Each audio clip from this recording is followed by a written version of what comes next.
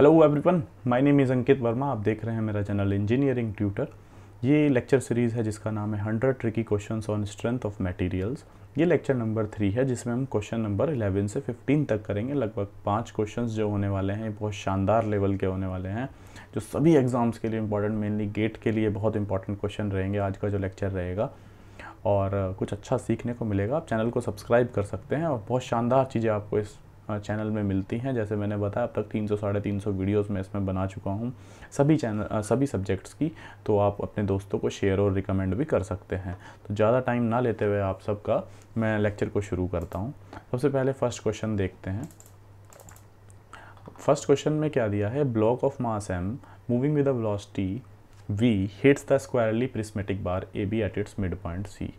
तो एक ये बीम है, इस टाइप से बीम है, एक तरफ से कैंटिलीवर टाइप है, एक तरफ से C है, एक तरफ से पॉइंट A है, ये इस पे आके पड़ता है। ठीक है, तो अगर मैं इसमें बात करूं कि इसकी जो ये काइनेटिक एनर्जी है, ये obviously it is moving with some velocity, then it will hit this beam at point C। इसका जो EI दिया है इसका, है ना, ये जो यंग मॉडुलस आई, इसका मोमेंट ऑफ इनर्शिया भी दे दिया है। ठीक है, ये सेंटर पॉइंट पे पड़ता है। तो इसको कैसे अप्रोच करना है इस क्वेश्चन को मैं आपको बताता हूँ। आपको डिफ्लेक्शन पूछा है एट पॉइंट C। डिफ्लेक्शन की वैल्यू क्या रहने वाली है, अब समझने वाला देखते हैं क्या है इसमें।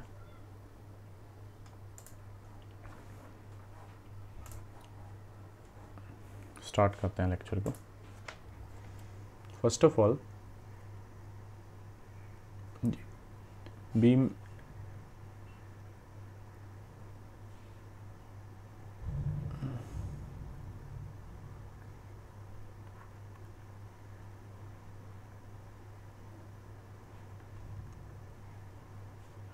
और ये ना, मतलब ये सिंपल सपोर्टेड बीम है, बोला है ना सिंपल सपोर्टेड बीम, वो चाहे बनाया कुछ और, बोला सिंपल सपोर्टेड बीम है। ये पॉइंट C है, ये L/2 है, ये L/2 है, ये जो लोड है ये जो है। अच्छा, मैं क्या मान लेता हूँ ना कि इक्विवेलेंट लोड जो है ना वो P लग रहा है। क्यों? क्योंकि कुछ ना कुछ जो मास m का ब्लॉक v वेलोसिटी से जा रहा है, तो एक तरह से एक लोड पड़ने वाला है। तो मुझे एक डिफ्लेक्शन का फॉर्मूला पता है, I think I am right, PL3/48 EI। ये सिंपल सपोर्टेड बीम के लिए होता है। सिंपल सपोर्टेड बीम,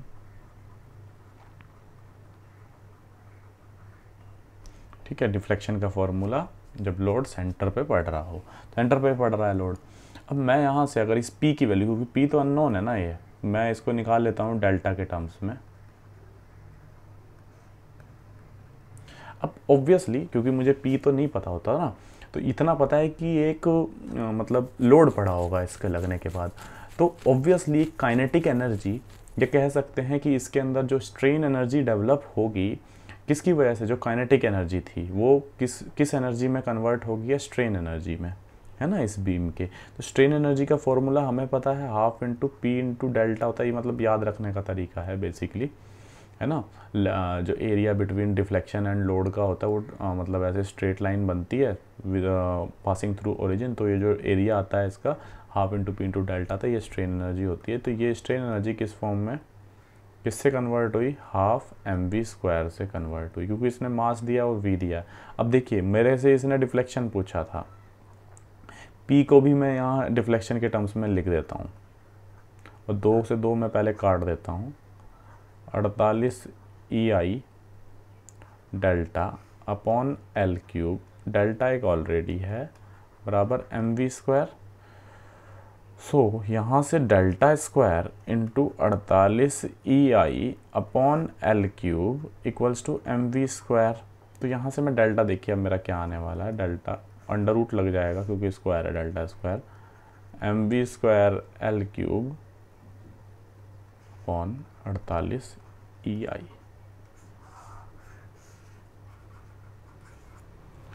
ठीक है, तो क्वेश्चन में तो कुछ भी नहीं था, बट बेसिक सा एक मैकेनिक्स का प्रिंसिपल, मैकेनिक्स का इस्तेमाल हुआ प्लस स्ट्रेंथ ऑफ मटेरियल का, डिफ्लेक्शन वाले पार्ट का। इससे हमको ऐसे क्वेश्चन गेट में आने के बहुत ज़्यादा चांस है। इनफैक्ट IES में भी ऐसे क्वेश्चन आने के पूरे चांस है। बहुत अलग टाइप का मेरे को ये क्वेश्चन लगा, इसलिए मैंने आपको ये कराया। नेक्स्ट क्वेश्चन की तरफ चलते हैं। A cone of height L and diameter D is made up of a material having weight density gamma equals to rho g। ये हमें पता है कि अच्छी बात है, डेंसिटी को g से मल्टीप्लाई करो तो वो वेट डेंसिटी बन जाती है, एंड मॉडुलस E। क्वेश्चन को मैं दोबारा, बड़ा वाला क्वेश्चन जो इसमें नीचे पूरा नहीं लिखा था, इसमें है कि जो determine how far its end is displaced due to gravity when it's suspended in the vertical position keeping its base on the upper side। जो ये डायग्राम दिया है, r इसकी लेंथ l है और ये जो वेट डेंसिटी गामा दी है, e इसका यंग्स मॉडुलस है, तो इसका बेसिकली डिफ्लेक्शन पूछा है इसने। तो इंटीग्रेशन का इस्तेमाल तो होने वाला है, बट एरिया इज़ वेरिंग, और एरिया कैसे वेरी कर रहा है अकॉर्डिंग टू लेंथ। अगर आप नीचे से ऊपर की साइड भी जाएंगे या ऊपर से नीचे की साइड जाएंगे तो इसका एरिया वेरी करने वाला है अकॉर्डिंग टू लेंथ। वही चीज़ अब हम इस्तेमाल करेंगे। तो चलिए शुरू करते हैं इस क्वेश्चन को। बहुत अच्छा क्वेश्चन है, सीखने को डेफिनेटली आपको मिलेगा, फर्स्ट चैप्टर का क्वेश्चन है।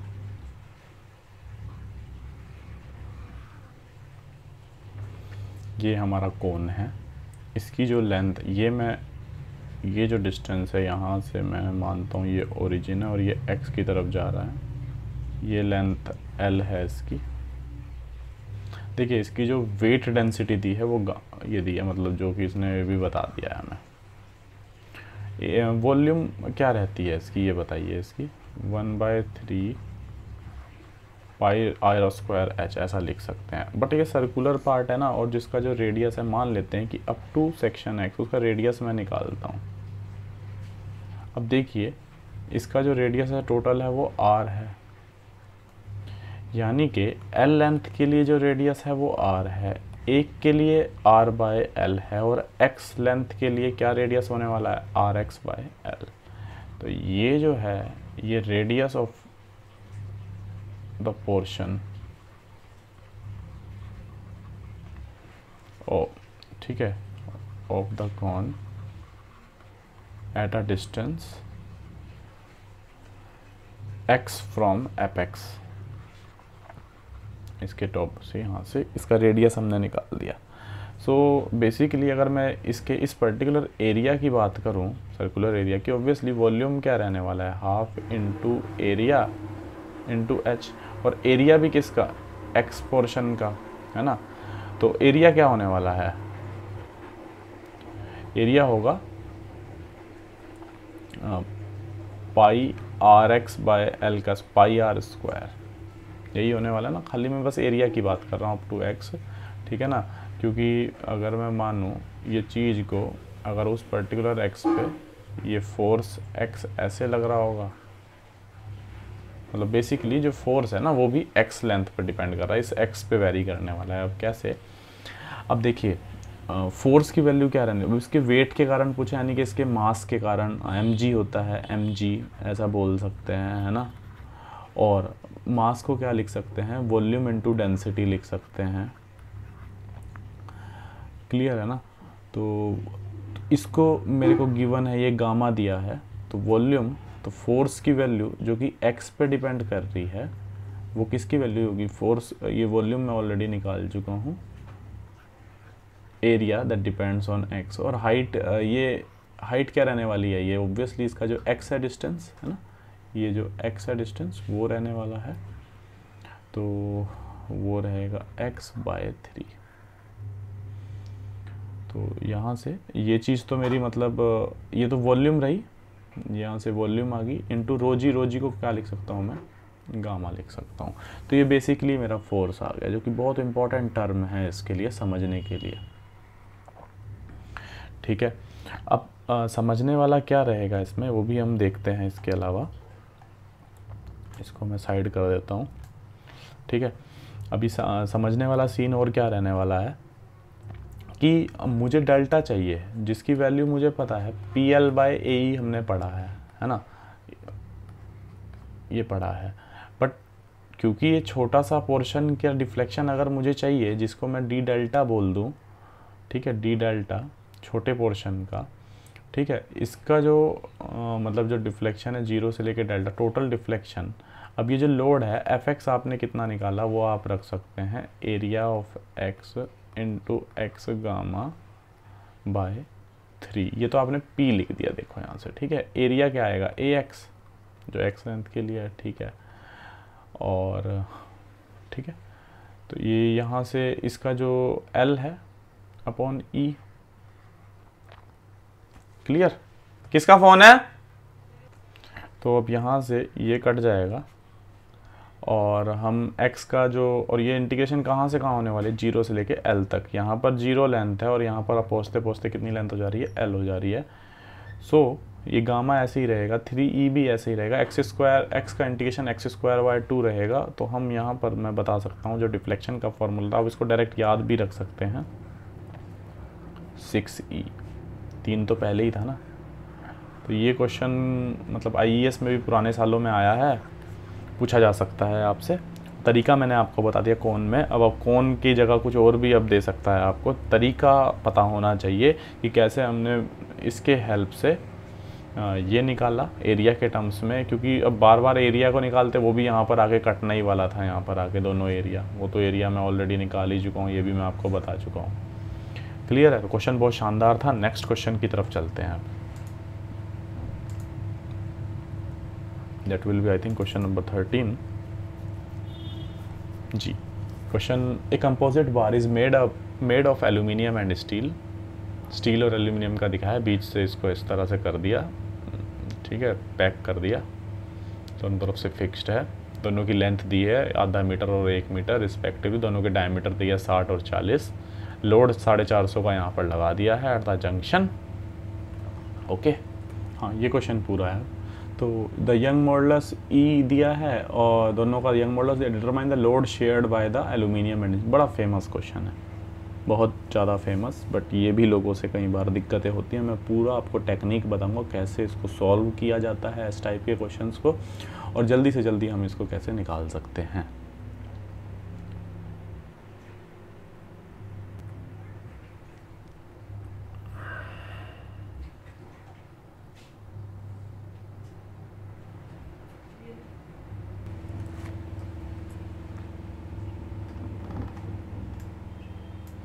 क्वेश्चन को एक बार अच्छे से पढ़ लेते हैं,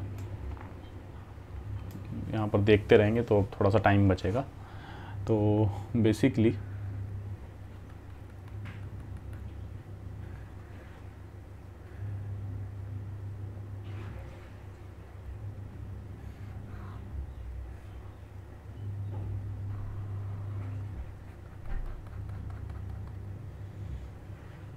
ये लेंथ थोड़ी सी गलत होगी लेकिन कोई दिक्कत नहीं है, 450 ऐसे लग रहा है।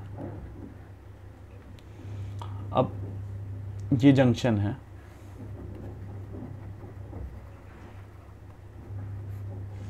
अब कंसेप्ट क्या है, ये स्टील है, ये मान लेते हैं PS लोड शेयर कर रहा है और ये P एल्यूमिनियम, ठीक है। कंसेप्ट क्या होता है इसमें समझने वाला, जो एक्सटेंशन है हमारा स्टील में, ठीक है, वो कौन कंपनसेट करेगा, एल्यूमिनियम, ठीक है।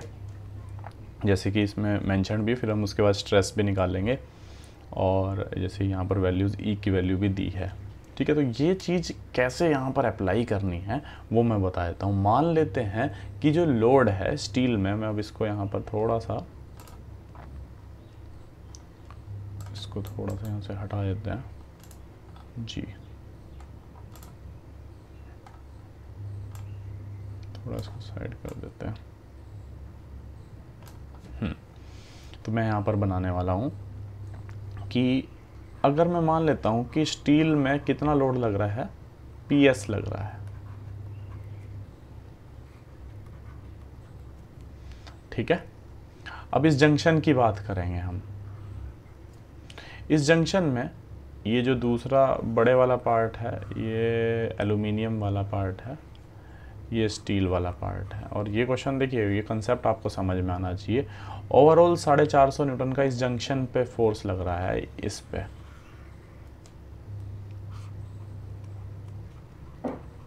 तो इस पी एस पे, अब ये तो तुम आपने फालतू में लगाया ना, मतलब फालतू में इन द सेंस कि अभी डमी लगाया, तो इस चीज़ को बैलेंस करने के लिए यहाँ पर भी क्या लगेगा, पी एस लगेगा। तो इस नेट इस हिस्से पे अब क्या फोर्स लगने वाला है एल्यूमिनियम पे, 450 माइनस पी एस।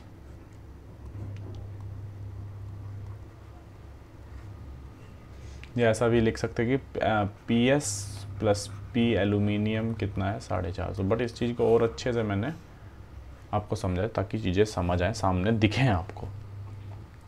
अब क्या सीन है समझने वाला, जितना इसमें फॉर एग्जांपल इसमें खिंचाव होगा, ठीक है, ऑब्वियसली, ठीक है, तो वो चीज़ कंपनसेट किस में होगी, इसमें कंपनसेट हो जाएगी, क्योंकि दोनों तरफ से फिक्स्ड है ये अगर दबेगा ऑब्वियसली तो उस चीज़ तो ये उतना खींचेगा, ऐसा बोल सकते हैं, ठीक है। तो कंपनसेशन होने वाली है। तो इसके लिए मैं आपको बता दूं कि हमें डिफ्लेक्शन का फॉर्मूला पता है, P L by A E, इसको पी एस बोल देंगे, और इसको L S A S E S बराबर P aluminium A aluminium area of और एल एल्यूमिनियम और ई ऑफ एल्यूमिनियम, ठीक है।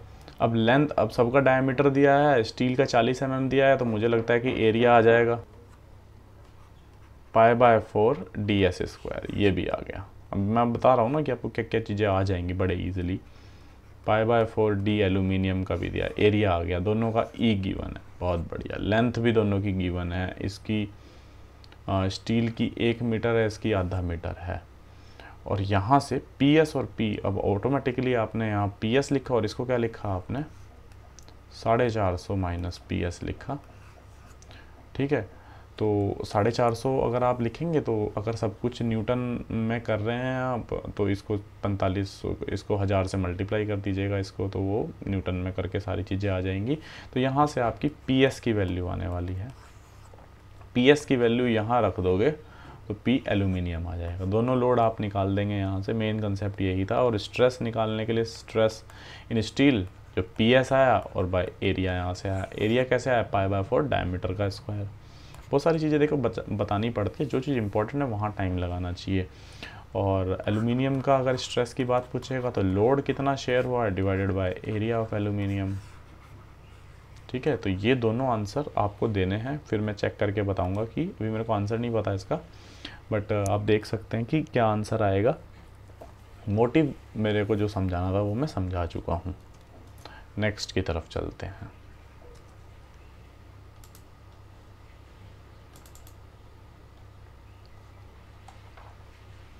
फोर्टीन्थ क्वेश्चन है ये, तो स्टार्ट करते हैं क्वेश्चन को। डिफ्लेक्शन मैं आपको बता दूं, इस टाइप की ये जो रोड है ना, ये पॉइंट बी है और इस टाइप से ये अटैच्ड है यहाँ पर, ठीक है। ये जो एफ लोड आई थिंक ऐसे लग रहा है, एक बार चेक कर लेते हैं। हाँ, एफ लोड लग रहा है, बीच का जो एंगल है थीटा है, ये पूरा एंगल फिर हाफ एंगल क्या होने वाला, θ/2 सिमेट्री से, और ये एल लेंथ है हमारी, ठीक है। तो मैं एक, अब ये जो एफ फोर्स है ये दोनों रोड्स में इक्वली ट्रांसमिट होने वाला है, तो मैं इसको इस तरह से भी लिख सकता हूँ, ये जो रोड है ये f/2 कर सकता हूँ, ये एंगल θ/2 है। तो इस पर्टिकुलर फर्स्ट रोड के लिए, एक रोड के लिए निकाल देंगे, क्योंकि मेरे को ये बी पॉइंट का वर्टिकल डिफ्लेक्शन निकालना है, वर्टिकल डिफ्लेक्शन। बट वो आएगा कैसे वर्टिकल डिफ्लेक्शन, और यहाँ से हम क्या निकल सकता है हमारा, वो भी मैं डायग्राम पॉइंट ऑफ व्यू से आपको बहुत अच्छे से बताने वाला हूँ। तो अगर ये वाला एंगल की बात करूँ तो मैं, ये θ/2 है, और ये जो बेसिकली ये जो रोड है, ये मैं अगर बनाऊँ रोड को अच्छे से, रोड को अगर मैंने अच्छे से बनाया तो इस पे ये जो फोर्स लग रहा है, मान लेते हैं जो भी इस लाइन के अबाउट लग रहा है वो कितना लग रहा है, F1 लग रहा है। ठीक है, तो यहाँ से F/2 ऐसा बोल सकते हैं, इसका अगर मैं कंपोनेंट लूँ F/2 बराबर F1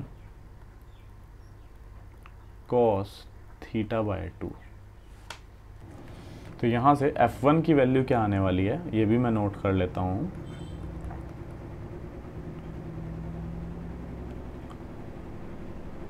F/2 cos θ/2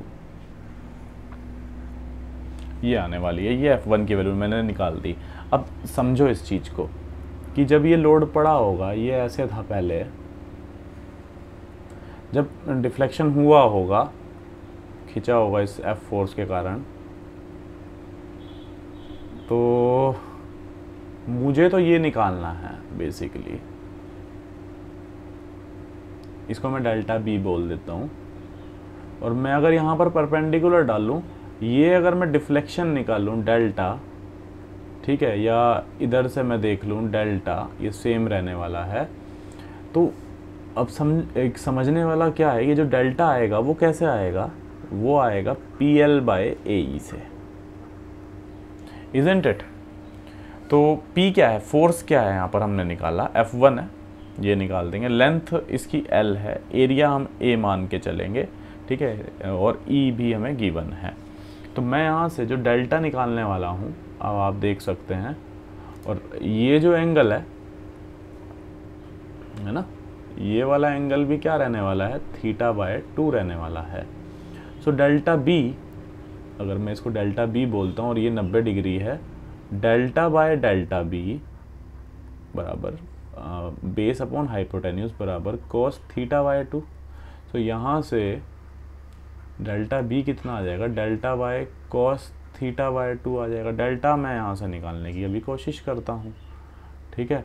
तो डेल्टा कैसे आएगा, P कितना है, force, F/2 cos θ/2 PL/A into E, ये डेल्टा आने वाला है। और डिवाइड किससे करें फिर, एक cos θ/2 से। तो यानी कि क्योंकि जो डेल्टा बी आएगा वो आएगा डेल्टा बाय cos θ/2, यानी कि इस टर्म को cos θ/2 से डिवाइड कर देते हैं तो यहाँ cos स्क्वायर आ जाएगा। So delta will be FL/2AE cos square θ/2। बहुत बढ़िया क्वेश्चन था, ठीक है। जो फाइनल पोजीशन है वो ऐसे इसमें जैसे हमने बनाई है, ठीक है, ठीक है। तो ये जो बेसिकली ये जो डिफ्लेक्शन था ये डेल्टा बी था, और जो यहाँ से जो डिफ्लेक्शन इसमें खिंचाव हुआ इस लोड के कारण वो ये है। तो ये एंगल θ/2 ही रहने वाला है। तो इस तरीके से हम इसमें निकाल सकते हैं। लास्ट क्वेश्चन, जो कि हर बार की तरह एक होमवर्क रहने वाला है आपके लिए, गेट का क्वेश्चन है। Machine frame shown in the figure below is subjected to a horizontal force of 600 newton parallel to z axis. अब ये जेड एक्सिस के अबाउट लग रहा है ऐसे, ठीक है। नॉर्मल और शियर स्ट्रेस निकालनी है एट पॉइंट P। तो ऑब्वियसली यहाँ से बेंडिंग और टॉर्क का आप निकाल सकते हैं, उसके हेल्प से आप वो फार्मूला निकाल के, जो भी डायरेक्ट फार्मूलाज होते हैं इसके नॉर्मल और शियर के, वो उसके हेल्प से आप निकाल सकते हैं।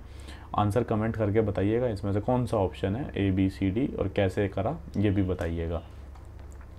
ओके, तो लेक्चर को आप ज़्यादा से ज़्यादा लोगों को शेयर कीजिए, ओके। चैनल को सब्सक्राइब कीजिए, और सो दैट कि सभी के सभी जो आपको वीडियोस के जो लिंक्स हैं जो भी मैं डालता हूँ वो आपको नोटिफिकेशन मिलते रहें, और इजीली आप क्वेश्चंस को फिर सॉल्व कर पाएँ। कोई डाउट हो तो कमेंट करके भी बताइए, ठीक है। और कोई पर्टिकुलर लेक्चर सीरीज़ बनवानी होगी, कोई क्वेश्चन किसी पर्टिकुलर डाउट है तो व्हाट्सएप नंबर पे भी आप मेरा भेज सकते हैं, ठीक है। तो लेक्चर सुनने के लिए बहुत बहुत धन्यवाद।